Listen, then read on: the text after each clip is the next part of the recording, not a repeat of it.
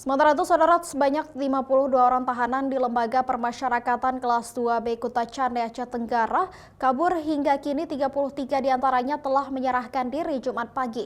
Polisi menghimbau sisa tahanan yang masih kabur segera menyerahkan diri.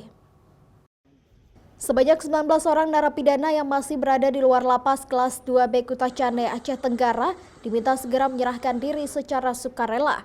Kepolisian mengatakan para napi yang belum kembali ke lapas jangan sampai sia-siakan kebijakan yang diberikan Dirjen Permasyarakatan Kementerian Imigrasi dan Permasyarakatan Masyudi.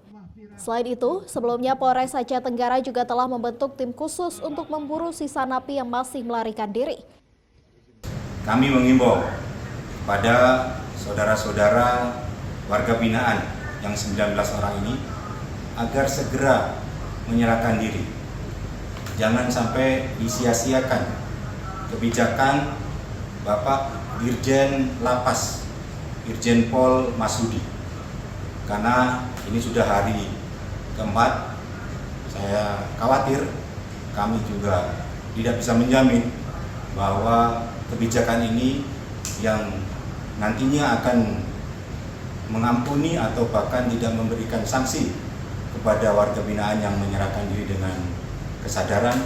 Sedangkan kondisi lapas pasca insiden beberapa waktu lalu mulai kondusif, sedangkan pengamanan tetap dilakukan.